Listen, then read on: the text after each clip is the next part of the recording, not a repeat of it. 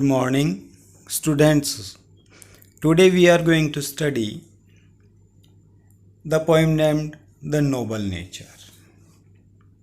Noble Nature was composed by Ben Jonson. Ben Jonson was born on 1573 and was died in 1637. Nobel nature एक उदात्त प्रकृति यानी मनुष्य किस प्रकार से अपनी प्रकृति को, अपने नेचर को बदल सकता है। इस कविता में जो बेन जॉनसन है उसने एक लघु काव्य की रचना की है जो कि एक बहुत हाई लेवल का मीन अपने सामने रखती है कि यह पूरी ह्यूमैनिटी को एक मैसेज डिलीवर करना चाहती है कि हमें जो कार्य हैं वह इस प्रकार करने चाहिए कि हम भले ही थोड़े दिन ही जिंदा रहें लेकिन हमारे कार्यों के, हमारे वर्क्स की जो प्रेज है, जो प्रशंसा है, वह वर्षों तक की जा सके। इसके लिए बेन जॉनसन ने दो एग्जाम्पल्स लिए हैं नेचर से। The first is the oak tree and the second is lily. जो ओक ट्री है वह एक बहुत ही लॉन्ग लाइफ ट्री है, लेकिन जो लिली है वह शॉर्ट लाइफ एक प्लांट है जो कि एक बहुत ही अच्छा जो फ्लावर है वह हमें प्रदान करता है। जॉनसन इस बात से हमें आगाह करना चाहते हैं कि मानव जीवन के महत्व का मापन उसकी एज से नहीं बल्कि उसकी अचीवमेंट से, उसके बेस्ट वर्क से किया जाना चाहिए जो कि एक लॉन्ग पीरियड तक अपनी इम्प्रिंट्स, अपनी छाप छोड़ता है। तो अपन इस कविता को पढ़ें, इससे पूर्व अपन इसकी मॉडल रीडिंग करते हैं।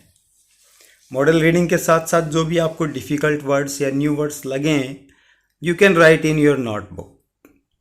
After then you can revise them. The first stanza is, it is not growing like a tree. Here growing means बढ़ना, डेवलप होना, विकसित करना। In bulk, bulk BUL के bulk, a big size, एक बड़ा आकार। doth make main better great, महान। और standing long an oak, a big tree that can live about 300 years. To fall a log at last, log लकड़ी का लट्ठा। Dry, सूखा। बर्ड, पत्तियों रहित, विदाउट लीव्स। और सेयर, मुरझाया हुआ। A lily of a day is fair far in May. एक लिली, एक कुमुदनी पुष्प, ऑफ ए डे एक दिन जीवित रहने वाला, one day live. Fairer, very beautiful, सुंदरतम। Although it fall and die that night, although यद्यपि। It was the plant and flower of light. Light का मतलब यहाँ पर सौंदर्य एवं प्रसन्नता से लिया गया है, न कि केवल प्रकाश से। In small proportions we just beauty see. Proportions, अनुपात। just यानी सच्ची और ब्यूटीज यानी सुंदरताएं। In small proportions we just beauties see, and in short measures life में perfect भी measures एक काल, एक अवधि, और परफेक्ट का मतलब होता है पूर्ण। तो अपन ने यहाँ पर इसकी एक मॉडल रीडिंग लगाई। अब अपन इसके स्टेंजा वाइज एक्सप्लेनेशन देखते हैं। The first stanza is it is not growing like a tree. At the first I tell you the poet is compares oak tree with lily. तो यहाँ पर मनुष्य के द्वारा अच्छे कार्य जो किए जाते हैं उनको समझाने के लिए बेन जॉनसन ने यहाँ पर दो उदाहरण लिए हैं। जो सबसे पहला एक ओक ट्री का है। तो उस ओक ट्री के बारे में यहाँ पर जो अपना पॉइंट है वो बताता है कि it is not growing like a tree, कि यह केवल एक पेड़ की तरह ही, एक वृक्ष के समान ही विकसित हो जाना। In bulk doth make man better be, कि आकार में, अपने साइज में एक बहुत ह्यूज ट्री के जैसे बड़ा हो जाना कोई बड़ी बात नहीं है। वह मनुष्य को महान नहीं बनाता है। और स्टैंडिंग लॉन्ग एन ऑक 300 year to fall a log at last dry bald and sere. यहाँ पर कवि कहना चाहता है कि 300 वर्षों के एक लॉन्ग टाइम तक जिस प्रकार से एक जो ओक ट्री है वह स्टैंडिंग रहता है, खड़ा रहता है, अपनी आयु पूरी करता है, और अंत में एट लास्ट वह सूखा, पत्तियों रहित, मुरझाया हुआ एक लकड़ी का लट्ठा बनकर गिर जाता है, अपनी आयु पूर्ण कर लेता है। यह कोई एक महान कार्य नहीं है, यह किसी को महान नहीं बनाता है। अर्थात कवि ऐसा कहना चाहता है कि मनुष्य भले ही अपनी छोटी आयु जिए, लेकिन वह अपनी इस आयु में कुछ बड़े कार्य अवश्य करें।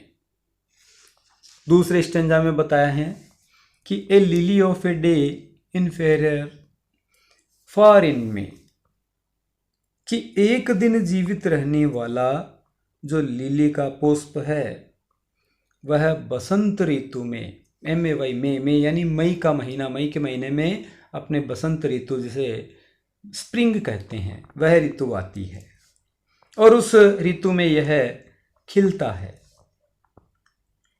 Although it fall and died that night, कि ये जो पुष्प है ये दिन में खिलता है, और यद्यपि वह उसी रात्रि को गिर करके मुरझा जाता है, समाप्त हो जाता है, लेकिन it was the plant and flower of light, कि यह जो पुष्प है एक दिन के लिए जिंदा रहता है, लेकिन फिर भी वह सौंदर्य एवं प्रसन्नतादायक पौधा वह पुष्प कहा जाएगा।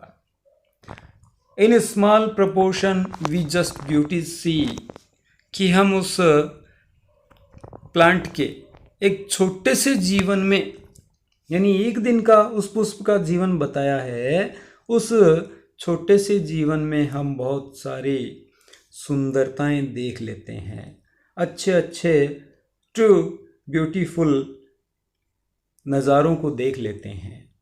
And in short measure life may be perfect, और उसी प्रकार से जो जीवन की अवधि है भले ही वह छोटी हो, लेकिन वह पूर्णता लिए हुए होनी चाहिए।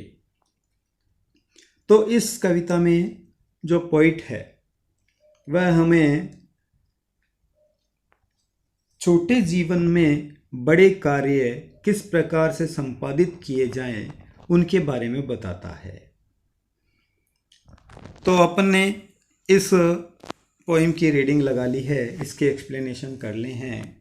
और इसकी जो एक छोटी सी थीम है जो अपने को निश्चित रूप से याद रखनी चाहिए, उस पर थोड़ी अपन डिस्कशन कर लेते हैं। तो इसकी थीम इस प्रकार से है, the theme of the poem is the contrast between a meaningless and unimpressive long life and A short life full of heroic and virtuous deeds.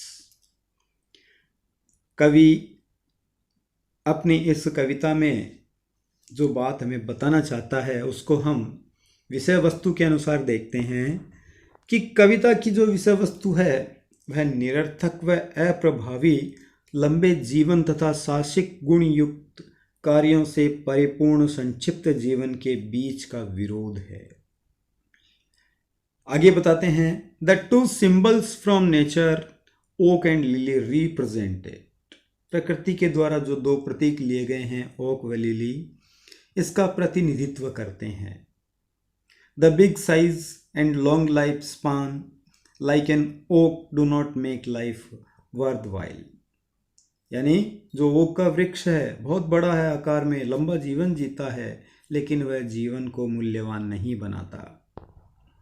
फिर ए short but meaningful life like that of A lily earns achievements.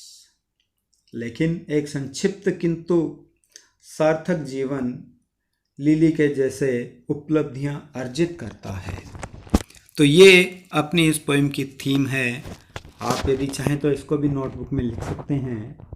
आप इस कविता का अध्ययन करना, इसके जो meanings हैं, difficult word जो आपको लगे हैं वो देखना, एक्सप्लेनेशन करना। तब तक के लिए जय हिंद,